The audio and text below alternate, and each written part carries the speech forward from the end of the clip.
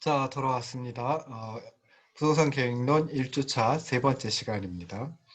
이번 시간에는 이제 도시화 현상에 대해서 조금 나가보도록 하겠습니다. 두 번째 시간에는 그 도시의 본질에 대해서 좀 생각을 해봤죠. 도시의 뭐 개념, 의미, 동서양으로 구분을 해가지고 이제 살펴봤는데요. 도시는 이제 다음과 같은 다섯 가지 특징을 가지고 있으면서 이제 농촌과 대비되는 그런 의미를 갖는다라고 생각을 하시면 좋겠습니다. 그래서 인구 및 직업 구성, 그리고 규모와 인구 밀도, 사회 분화의 정도, 주민 간의 상호관계, 그리고 인구의 유동성이라고 하는 측면에서 농촌과 대비되는 특징을 가지고 있는 그런 공간이 도시이다라고 생각을 하시면 좋을 듯 싶습니다. 도시를 정의를 해보기도 했는데요. 인구 물리적 측면에서 정의해봤고, 그다음에 사회 경제 문화적 측면에서도 해봤고, 기능적 측면에서 정리를 해봤습니다. 그리고 마지막으로 이제 도시의 구성 요소 세 가지, 시민, 활동, 그리고 토지 및 시설에 대해서 살펴봤습니다. 자, 이제 도시화라고 하는 걸 살펴볼 텐데요. 자, 도시화라고 하는 것은 이제 영어로는 어바라이제이션이라고 얘기를 하고요. 인간의 삶터가 공간적, 사회 경제적 측면에서 도시적으로 변화해가는 현상이다. 뭐 이렇게 이제 정의를 할 수가 있습니다. 그래서 공간적 측면에서 도시화는 뭐 인구와 산업의 도시 집중, 그리고 이로 인한 도심의 밀도 증가와 도시 공간의 외연적 확산을 의미한다라고 생각을 해볼 수 있습니다. 즉 공간적 측면에서 도시화라고 하는 것은 세 가지로 살펴볼 수 있다는 거죠. 도시 집중, 그리고 도심의 밀도 증가, 그리고 도시 공간의 외연적 확산, 이 세 가지를 공간적 측면에서 도시화의 정의이다라고 생각해 볼 수 있습니다. 이제 이에 비해서 이제 사회 경제적인 측면에서도 도시화를 또 정의를 내릴 수가 있는데요. 사회 경제적인 측면에서 도시화라고 하는 것은 이제 도시적 생활 양식 그리고 의식 구조의 변화이다라고 생각을 해볼 수 있습니다. 보통 이제 앞서 말씀드린 그 공간적 측면의 도시화라고 하는 거에 초점을 맞춰 도시화를 주로 설명을 하고 있습니다. 자, 그러면 이제 좀 비교되는 개념이 산업화, 근대화라고 하는 게 있는데요. 이 도시화, 산업화, 근대화는 이제 유사한 의미로 사용을 하고 있습니다. 그렇지만 약간은 다르죠. 그래서 산업화는 특정 지역의 생산 양식이 1차 산업, 즉 농림수 산업 중심에서 2, 3차 산업 중심, 즉 광업, 제조업 등의 2차 산업과 서비스업의 3차 산업 중심으로 전환되어 가는 현상을 산업화라고 보통 얘기를 합니다. 그래서 산업화 같은 경우에는 이런 과정에서 이제 산업화되는 과정에서 생산 관계와 생산 방식이 변화를 하고요. 그다음에 생산 단위가 굉장히 크게 확대가 되죠. 그리고 노동력의 질적 향상 뭐 이런 것들이 나타난다라고 생각해 볼 수 있습니다. 그래서 이런 것들은 이제 사회 구조뿐만이 아니라 개인의 가치관이라든지 생활 양식에까지 영향을 미친다라고 볼 수 있습니다. 자, 뭐 화면을 안 띄워놓고 했었는데요. 다시 화면을 이제 띄워놓고 보면은 도시화 현상 해가지고 설명드렸고요. 산업화라고 하는 거, 그러니까 도시화는 어바나이제이션이라고 얘기를 하는데 산업화는 이제 인더스트리얼라이제이션이라고 얘기를 하고요. 자, 그다음에 도시화에서 사회 조직 및 제도의 변천 과정은 이제 산업화의 과정과 마찬가지이다라고 생각할 수 있습니다. 그렇기 때문에 도시화와 산업화의 내용은 상당 부분에서 일치한다라고 생각을 해볼 수 있는데요. 다만 도시화는 이제 뭐 지역성이라든지 그러니까 지역의 특성이라든지 인구의 개념을 기반으로 도시화이다. 도시화를 설명하는 데 비해서 산업화는 이제 그렇지는 않습니다. 그렇기 때문에 농촌이 산업화되었다 해가지고 반드시 도시화가 이루어졌다. 또는 도시가 되었다라고 하는 것은 생각해보기 어려울 수 있습니다. 제가 그 초등학교를 다녔던 곳은 이제 경기도 연천군의 조그만 동네입니다. 그래서 실제로 이제 제가 나오고 나서 한 5년쯤 뒤에 그 초등학교가 폐교가 됐는데요. 초등학교가 폐교가 되면서 그곳에 이제 닭고기 만드는 공장이 이제 들어서게 됐습니다. 여러분들 많이 아시는 게 닭고기 메이커 그 공장이 들어서게 돼가지고 그 시골에서 이제 농사를 주로 짓던 분들이 농사를 짓더라도 이제 소작을 그러니까 다른 사람의 토지를 빌려가지고 농지를 빌려가지고 이제 소작을 많이 지었었는데요. 그렇게 해가지고 얻는 수입보다 이제 그 그 공장에 취업을 해가지고 얻는 소득이 더 많았기 때문에 그 공장에 취업을 주로 많이 했습니다. 그리고 실제로 이제 그 근처에 이제 다른 공장도 들어서고 그러면서 공장에 취업을 많이 했는데요. 그렇다고 해가지고 농촌이 도시로 이제 변화가 되었느냐? 뭐 거기까지는 이르지 않았습니다. 그래서 산업화라고 하는 게 이루어졌다라고 해가지고 반드시 농촌이 도시화가 된다 또는 도시화가 이루어진다라고 하는 것은 조금은 이제 아닌데 싶습니다. 자, 그 다음에 이제 근대화라고 하는 개념이 있습니다. 모더나이제이션이라고 얘기를 하죠. 그래서 근대화는 정의를 전 근대적인 상태에서 근대적인 상태로 이행하는 과정 또는 후진적인 상태에서 선진적인 상태로 발전해가는 과정을 의미한다라고 볼 수 있습니다. 그래서 전 근대적인 상태에서 근대적인 상태로 이행한다라고 했을 때 일반적으로 이제 뭐 인간성이라든지 합리성을 중시하는 사회로 변화한다라고 생각을 해볼 수 있거든요. 그래서 근대화는 어떻게 보면 산업화의 결과로 나타나는 현상이다. 뭐 이렇게 이제 이해를 할 수가 있습니다. 그래서 도시화, 산업화, 근대화는 사회 변동에 대해서 좀 약간은 다른 관점에서 파악한 것이다. 그래서 도시화는 그 인구, 지역성의 관점에서 사회 변동을 파악하고 있고 주된 내용은 뭐 인구의 집중, 그 도시 사회 구조의 확산, 도시 문화와 생활 양식의 확산 뭐 이런 걸 생각해 볼 수 있습니다. 대신에 좀 막 이에 비해서 산업화 같은 경우는 이제 기술이라든지 산업 구조라고 하는 측면 그런 관점에서 살펴본 거고요. 기술의 발전, 그리고 직업의 전문화, 그리고 산업체계의 확대, 뭐 이런 걸 내용으로 삼고 있습니다. 자, 마지막으로 이제 근대화라고 하는 것은 이제 관점이 합리성 또는 뭐 인간성의 관점에서 측면에서 살펴본 것이다라고 생각해 볼 수 있고요. 뭐 개인의 가치관이 변화하고, 그러니까 뭐 인권을 중시한다든지 이런 식으로 변화를 하고, 그다음에 그를 뒷받침해주는 여러 가지 사회제도들이 변화하는 것, 이게 이제 근대화이다라고 생각해 볼 수 있습니다. 그래서 도시화, 산업화, 근대화 이 세 가지 개념을 좀 혼용해가지고 쓰는 분들도 있기는 한데 뭐 비슷한 의미이다라고 할 수는 있지만은 그래도 사회 변동을 인구 지역성 측면에서 살펴보는 게 도시화이고 기술 산업 구조 측면에서 살펴보는 것이 산업화 그리고 인간성 또는 합리성의 관점에서 살펴보는 것이 근대화이다라고 생각을 하시면 좋을 듯 싶습니다. 자, 이제 또 생각을 해볼 게 이제 인구의 도시화라고 하는 그런 개념입니다. 그러니까 뭐 도시화를 갖다가 조금 다르게 표현해가지고 인구의 도시화라고 이제 표현을 해볼 수도 있는데요. 인구의 도시화는 이제 인구라고 하는 측면에서 살펴보는 겁니다. 그래서 인구가 농촌 지역에서 도시 지역으로 뭐 옮겨가는 현상 또는 뭐 변화하는 현상을 갖다가 인구의 도시화이다라고 생각을 해볼 수 있는데요. 다시 말해서 이제 인구를 기준으로 해가지고 도시이냐 그렇지 않느냐를 판단할 때 농촌 지역에서 인구가 도시 지역으로 옮겨가면은 인구의 도시화이다. 뭐 이렇게 이제 생각을 하시면 좋을 듯 싶습니다. 그래서 인구의 도시화 현상이라고 하는 것에는 이제 크게 두 가지 설명이 가능한데요. 첫 번째는 사회적 인구 변화라고 하는 게 있고요. 두 번째는 분류상 인구의 도시화라고 하는 그런 유형이 있습니다.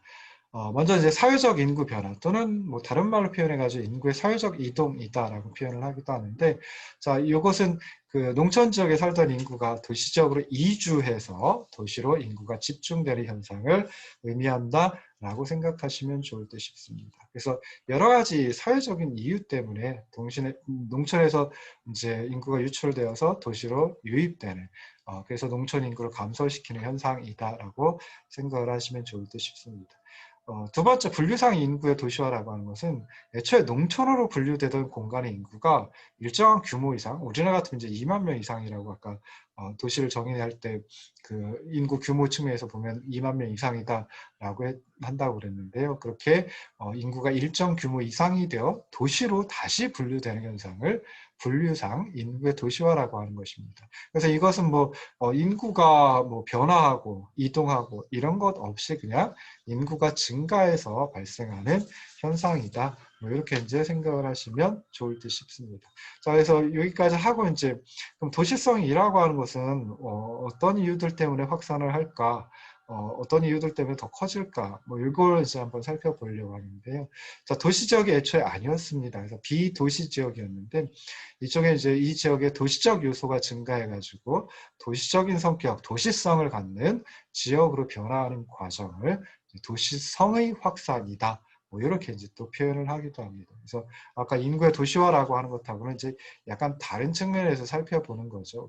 물론 이 도시성의 확산이라고 하는 것도 결국 인구 또는 인구 밀도 가지고 살펴보긴 합니다. 그렇긴 하지만 인구의 도시화는 이제 인구를 기준으로 해가지고 도시화를 설명하는 데 비해서 도시성의 확산은 이제 도시적 성격, 도시성이라고 하는 걸 가지고 이제 도시화를 설명한다라고 생각을 하시면 좋을 듯 싶습니다. 그래서 도시성의 확산에는 크게 두 가지 또 유형이 있습니다. 그래서 확대적 도시화 그리고 심화적 도시화라고 하는 게 있는데요. 일반적으로 도시화가 이루어진다라고 하면 이때는 이제 이 두 가지 확대적 도시화, 심화적 도시화가 순차적으로 이루어진다든지 아니면은 이 둘이 동시에 이루어진다든지 한다라고 생각해 볼 수 있습니다. 먼저 이제 심화적 도시화라고 하는 것은 어떤 지역이 인구 증가와 함께 사람터의 성격 그리고 사람터의 내용이 점차 농촌 지역에서 도시적으로 변화해가는 현상을 의미한다라고 생각해 볼 수 있습니다. 그래서 사람터의 어떤 경제적 구성인 측면에서 소비성 산업, 서비스 산업 등의 도시적 성격의 경제 요소가 점차 증가하는 것. 이게 이제 심화적 도시화라고 생각해 볼 수 있습니다. 그래서 도시화가 이루어지기 전에는 소비성 산업 그리고 서비스 산업 뭐 이런 것들이 이제 많지는 않았겠죠. 그런데 도시화가 진전되면서 심화적 도시화가 이루어지면서 이런 산업 구조가 또는 경제적 구조가 소비성 산업 그리고 서비스 산업 위주로가 조금 변화해가는 그런 현상입니다. 사회적으로 보면은 전통적인 관습 문화보다는 이해타산을 앞세우는 사회로 변화하는 게 심화적 도시화다라고 생각해 볼 수 있습니다. 그래서 농촌 지역 같으면은 뭐 전통이라든지 관습이라든지 뭐 이런 것들이 이해타산, 그 어떤 사리사욕보다 더 중요한 그런 사회에 있죠. 그렇지만 도시화가 이루어지면서 특히나 심화적 도시화가 이루어지면서 이런 어떤 그 전통, 뭐 관습 이런 것들보다 그냥 자신에게 이익이 되는 그런 것 갖다 많이 쫓게 됩니다.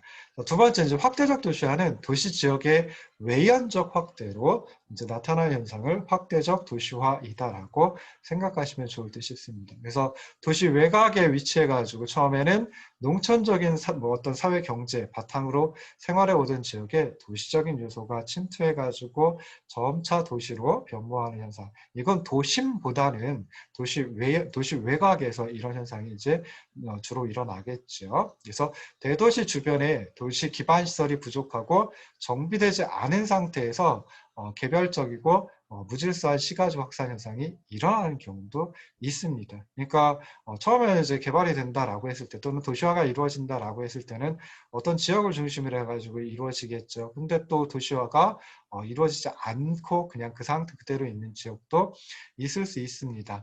그게 이제 대부분은 이제 대도시 주변이죠. 외곽 지역이죠. 그래서 이런 곳 같으면 아무래도 도시 기반 시설, 뭐 예를 들어 가지고 뭐 도로망이라든지 아니면 그 도시가스라든지 아니면 뭐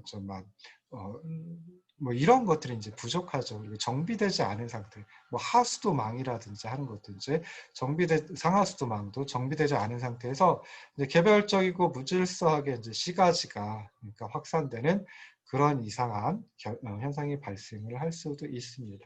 그래서 심화적 도시화와 확대적 도시화를 이제 그래프로다가 한번 표현을 해봤는데요.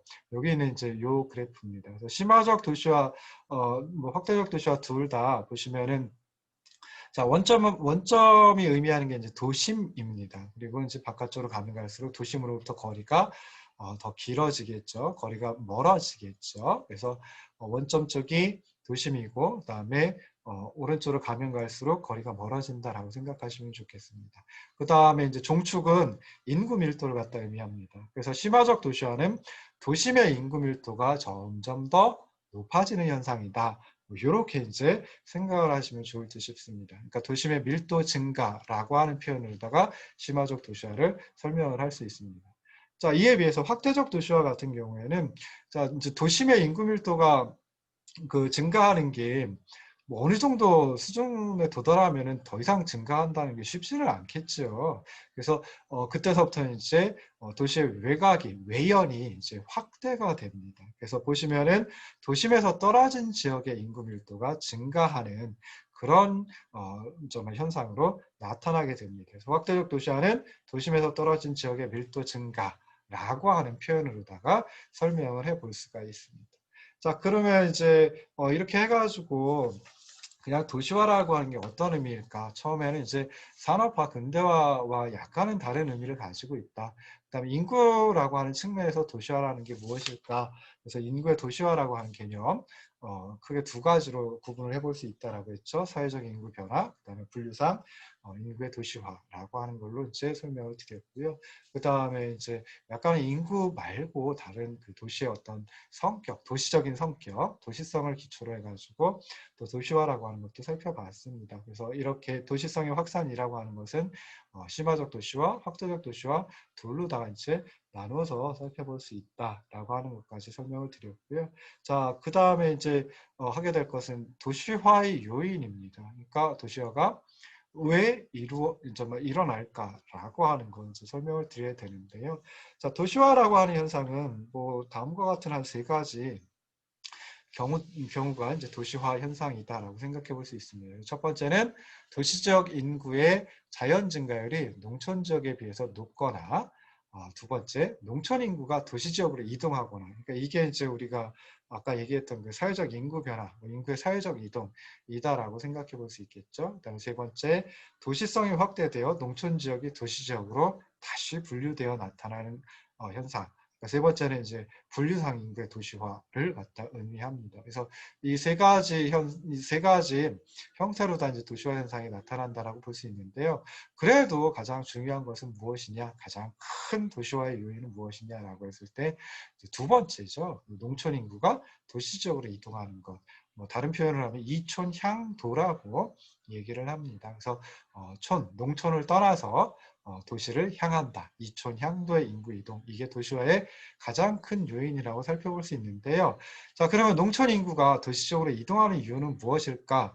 뭐 설명을 하는 게 좀 필요하겠죠. 그래서 크게 한 두 가지 측면을 살펴볼 수 있습니다. 그래서 흡인 요인과 압출 요인이라고 하는 것하고요. 그리고 두 번째 집적의 이익이라는 측면에서 이제 이 도시화를 생각을 해볼 수 있습니다. 자, 그래서 먼저 이제 흡인 요인과 압출 요인이라고 하는 거 살펴봐야 되는데요. 자, 농촌에서 도시로 인구가 이동하는 것, 아까 사회적 인구 변화, 인구의 사회적 이동, 뭐 그냥 다른 표현을 하면 이촌 향도라고 이제 표현을 했는데, 자, 그렇게 이촌 향도가 나타나는 이유는 무엇일까? 뭐 도시가 인구를 끌어들이는 그런 요인도 있을 테고요.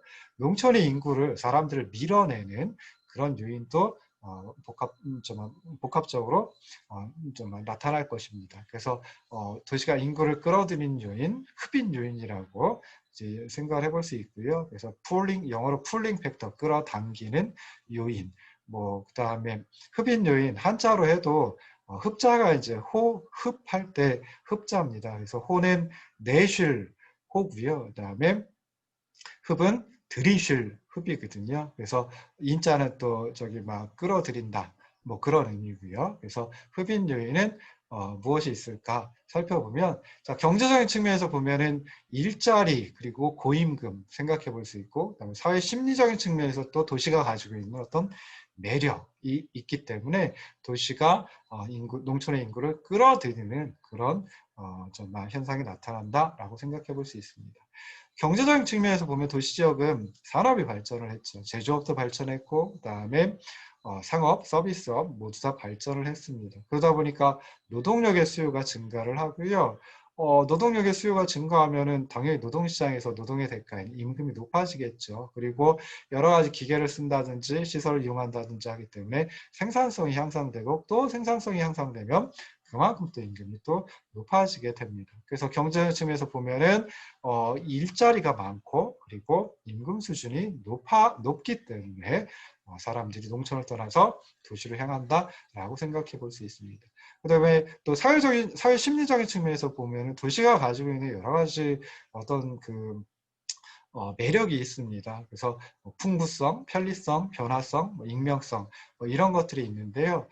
도시는 아무래도 뭐 똑같은 뭐 슈퍼를 간다, 그러니까 똑같은 어떤 매장을 간다라고 하더라도 굉장히 뭐 여러 가지 상품이, 그러니까 다양한 상품이 굉장히 많이 진열되어 있고 쉽게 구입을 할 수 있습니다. 그러니까 편리하죠.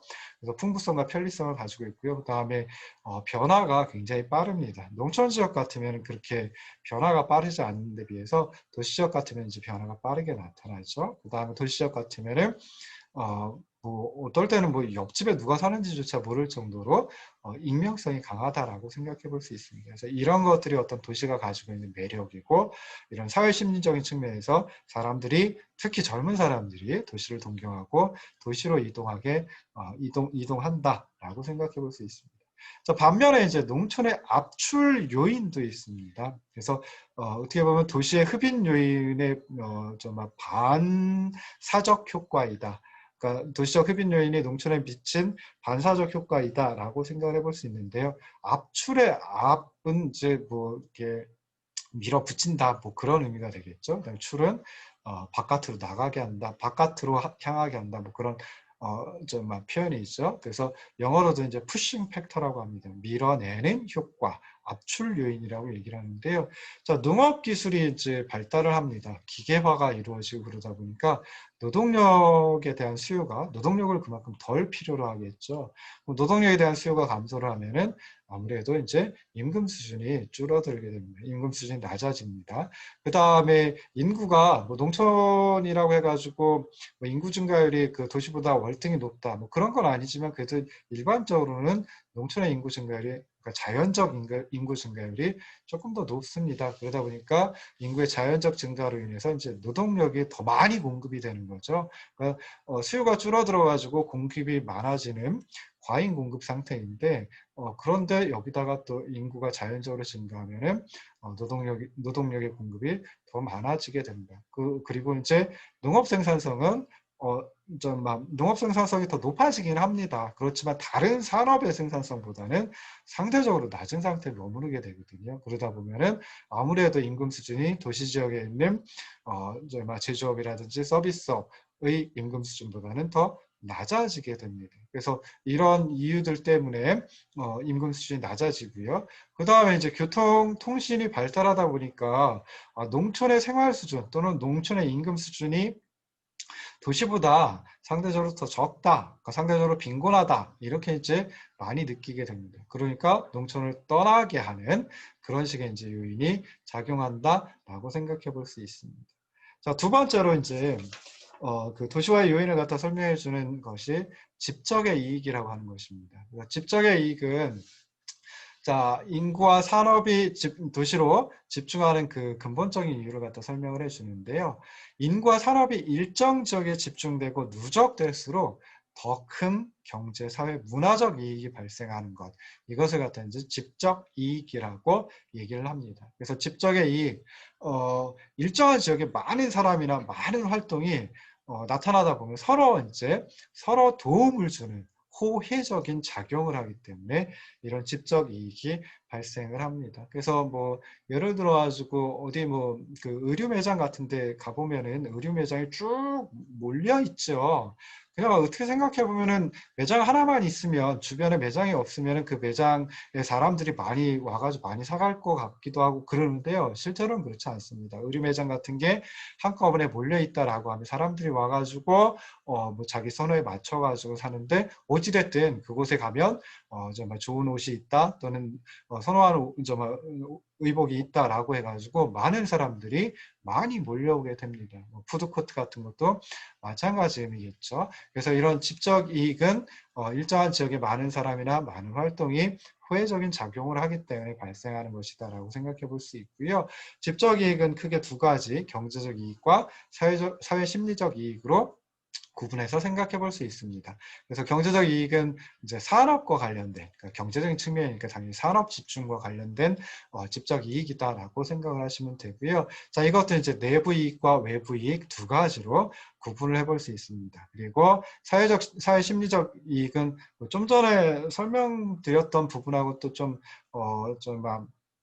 비슷한 것이 있는데요. 각 개인이 도시 생활의 매력을 느끼는 원인, 그게 이제 사회 심리적 이익이다라고 생각해 볼 수 있습니다. 자, 먼저 이제 집적 이익, 경제적 이익 가운데 내부 이익이란 무엇이냐? 우리가 보통 이제 내부 경제라고 표현을 하기도 하는데요. 뭐 흔히 경제에서 규모의 경제라고 얘기를 합니다. 규모의 경제, 뭐 economy of scale이라고 이제 얘기를 하는데요. 생산량이 증가할수록 생산량이 규모입니다. 그래서 생산량, 규모가 증가할수록 한 기업의 생산물 단위당 비용이 감소하는 현상을 규모의 경제라고 얘기를 합니다. 그러니까 생산량이 증가하면 당연히 그 생산물을 만드는 데 소요되는 총 비용도 증가를 하겠죠. 근데 평균적인 비용, 생산량 한 단위당 비용은 지속적으로 감소하는 현상을 규모의 경제라고 얘기를 합니다. 근데 항상 규모의 경제가 발생을 하느냐? 꼭 그런 것만은 아닙니다. 그래서 기업이 어느 정도 생산량 증가시킴에 따라서 평균 비용, 단위당 비용이 감소하는 규모의 경제가 나타납니다. 그렇지만 어느 수준을 넘어서면 그때부터는 다시 평균적인 비용, 평균 비용이 증가하는 현상이 나타나거든요. 이 부분은 뭐라고 불러주면 될까요? 규모의 불경제라고 얘기를 합니다. Diseconomy of Scale이라고 이제 얘기를 합니다. 그래서 생산량을 증가시킴에 따라서 어느 정도 생산량 수준까지는, 어느 규모의 생산량 수준까지는 규모의 경제가 나타나다가 어느 수 정도인지 모릅니다. 그렇지만 어느 정도 수준을 넘어서게 되면 그때서부터는 규모의 경제가 아니라 규모의 불경제가 나타나게 됩니다. 그래서 규모의 경제가 나타나는 부분, 거기에다가 이제 내부 경제 또는 내부 이익이 발생했다라고 이제 생각을 해볼 수 있겠죠.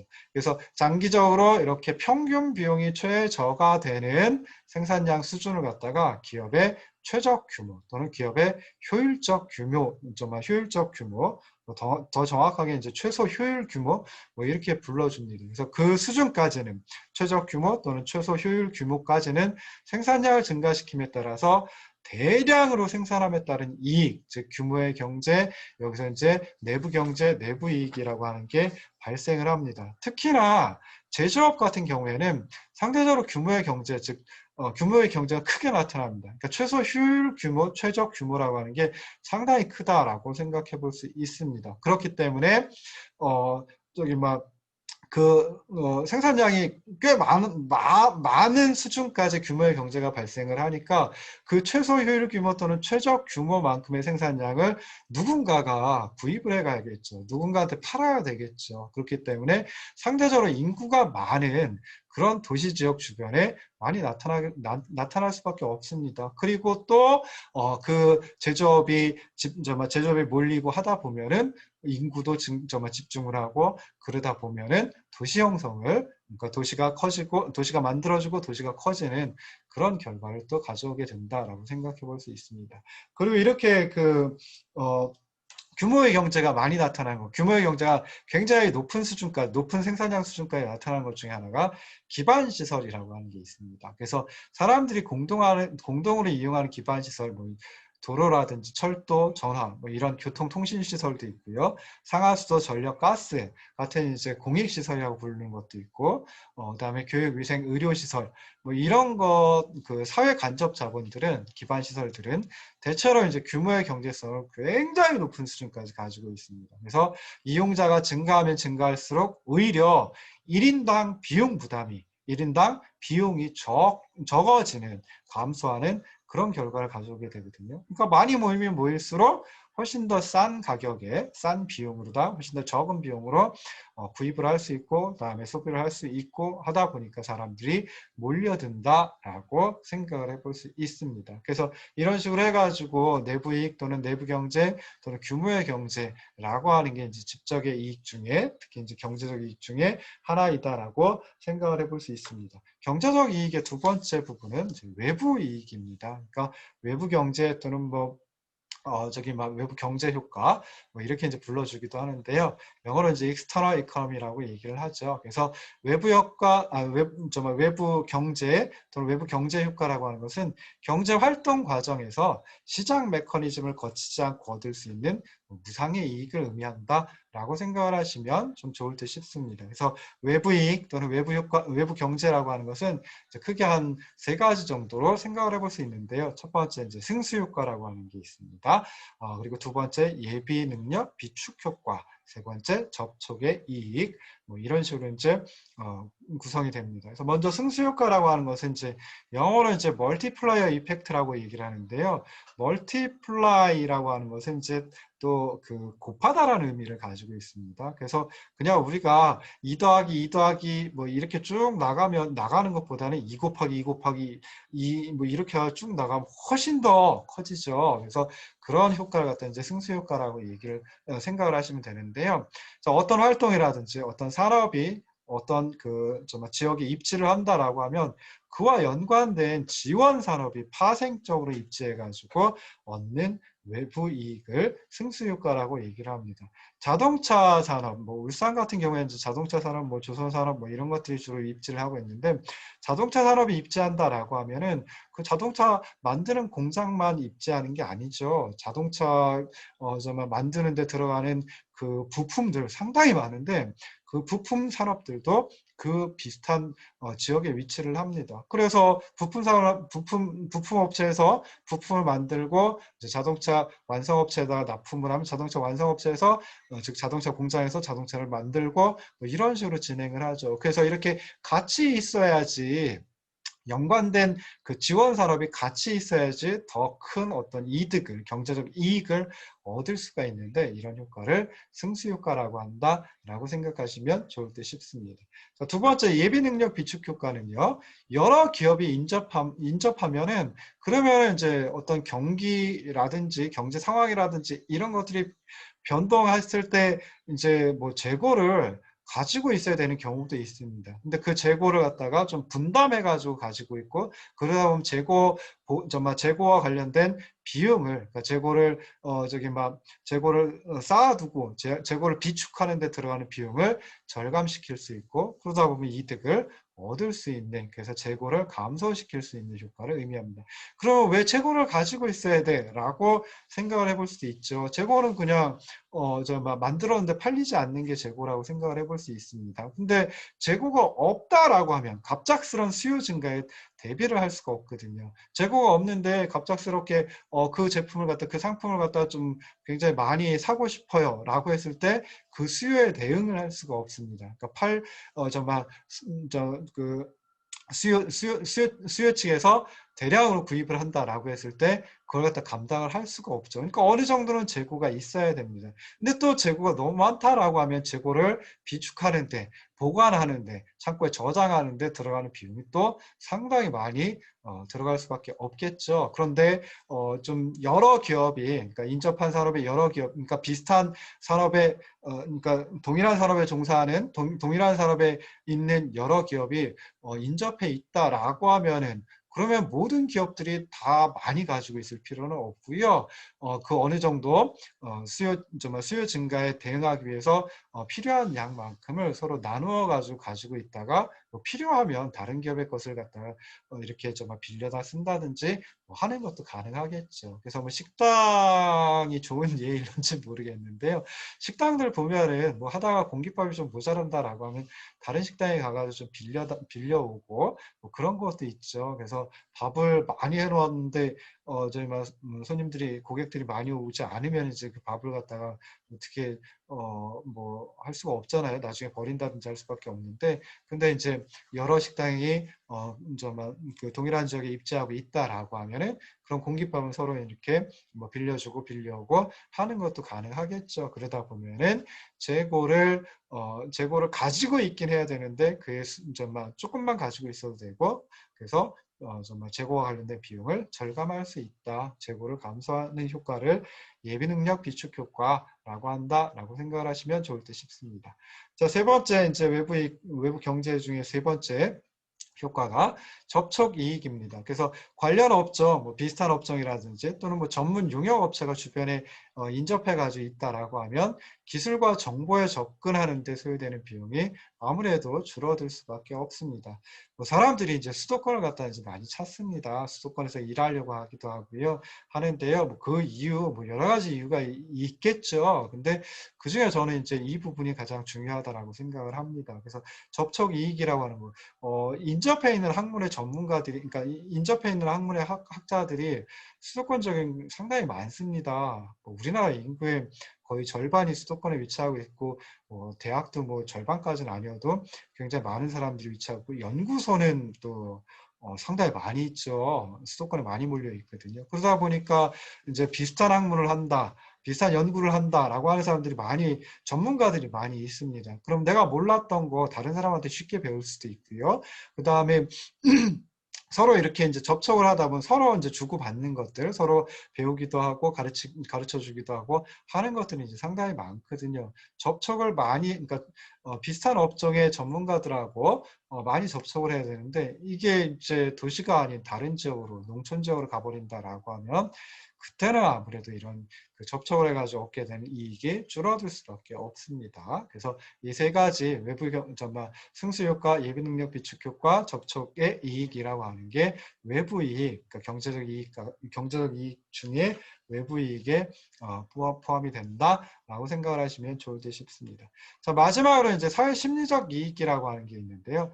사회심리적 이익은 사람들이 도시에 거주하기 때문에 얻는 비금전적인, 그러니까 경제적인 이익이 아닌 이익, 이걸 갖다가 이제 사회심리적인 이익이다라고 생각해 볼 수 있습니다. 그래서 도시에서 생활한다라고 하는 것은 뭐 자연환경이, 농촌은 굉장히 많이 위협을 하지만은 도시는 그렇게까지 크게 위협을 하지는 않습니다. 물론 뭐 요즘에 그 도시형 재해라고 하는 것도 있기는 하지만 그래도 농촌에 비할 바는 아니거든요. 그래서 자연환경의 위협, 그다음에 사회적인 감시로부터 사생활을 보호받을 수 있는, 그래서 방위성이라고 하는 이점을 누릴 수 있습니다. 사회적인 감시, 그러니까 좀 어감이 안 좋긴 하는데요. 실제로 이제 저도 농촌 지역에서 어린 시절 생활을 하기도 했습니다. 고등학교까지 이제 농촌 지역에서 다녔었는데요. 어마어마하죠. 농촌 지역 같으면은, 제가 살았던 지역 같으면은 누구네 집에 뭐 숟가락이 몇 개고 젓가락이 몇 개고, 즉 다시 말해서 누구네 집에 살고 있는 사람이 몇 명이고, 뭐 이런 것들을 갖다가 또 그네들은 뭘 하고 있고, 뭐 학교를 다닌다든지 아니면 뭐 뭐 취업을 해가지고 뭐 그 근처에 있는 직장에 다닌다든지 뭐 이런 걸 다 알고 있습니다. 그러니까 그게 이제 어떻게 보면은 좀 뭐라 할까요? 사회적인 감시까지는 아니어도 내 사생활이 어느 정도 이제 좀 침해받는다라고 생각해 볼 수 있는데, 도시는 그렇지 않습니다. 그래서 그런 측면에서 보면은 뭐 방위성 또는 뭐 안정성, 익명성, 뭐 인간 해방성, 뭐 이런 것들을 하나의 그 사회심리적 이익이다라고 생각해 볼 수 있고요.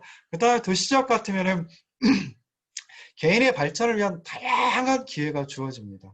그냥 간단하게 생각해가지고 학원 같은 것도 상당히 많죠. 뭐 예를 들어 요리를 배우고 싶다라고 하면 요리 학원도 도시지역 같으면 있습니다. 근데 농촌 지역 같으면 이런 것들이 있을 리가 만무하죠. 그래서 개인의 발전을 위한 다양한 기회가 주어지고, 그다음에 사람들이, 시민들이, 그 지역의 주민들이 자기가 원하는 걸 선택할 수 있는 그런 가능성이 굉장히 큽니다. 그러니까 가능성도 크고 선택성도 크다. 가능성, 변화성 또는 뭐 기대성 뭐 이런 것이 크고, 그 다음에 풍부하고 편리해서 선택할 게 굉장히 많다라고 생각을 해볼 수 있습니다.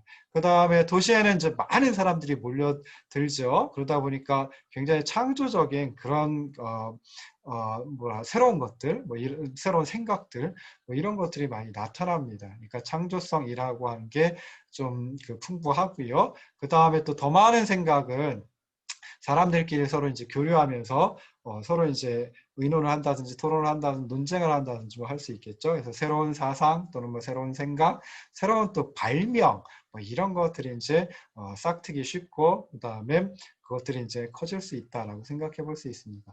그래서 첨단성과 창조성까지도 가지고 있다. 그래서 이렇게 해가지고 이제 집적의 이익까지 생각을 해봤습니다. 집적의 이익은 정리를 하면 경제적 이익, 그리고 비경제적 이익, 비경제적 이익은 사회 심리적 이익이라고 한다. 그래서 이 두 가지로 크게 나눌 수 있습니다. 그리고 경제적 이익은 내부 이익과 외부 이익으로 구분할 수 있다. 내부 이익은 규모의 경제를 갖다 의미하고, 외부 이익은 승수효과, 그다음에 예비능력 비축효과, 접촉의 이익으로 구성된다. 그다음에 사회 심리적 이익은 이제 개인의 측면에서 살펴볼 수 있는 건데, 방위성, 가능성, 선택성, 첨단성, 창조성 뭐 이런 것들이 이제 사회 심리적으로 사람들이 많이 모여 있을 때 또는 활동이 많이 모여 있을 때, 즉 집적이 되어 있을 때 나타나는 효과이다 뭐 이런 식으로 이제 정말 생각을 해봤습니다. 그래서 맨 마지막에 했던 건 이제 도시화의 요인이죠. 도시화는 왜 발생을 할까? 라고 했을 때 이제 크게 두 가지로 생각을 해봤습니다. 그래서 도시화의 흡인 요인과 압출 요인이라고 하는 거 가지고 생각을 해봤고요. 두 번째로는 이제 직접의 이익이라고 하는 거 가지고 생각을 해봤습니다. 그래서 오늘은 여기까지 하도록 하겠습니다. 그래서 1주차 강의 이렇게 해가지고 이제 마치게 되는데요. 2주차 강의도 이와 비슷한 형태로 진행을 하게 될 테고요. 그 다음에 앞으로도 아마 이렇게 그 동영상 강의를 진행하는 게 좀 더 길어질 수도 있을 듯 싶습니다. 자, 오늘 끝까지 들어주셔서 감사합니다. 다음 주차에 뵙도록 하겠습니다. 고생하셨습니다.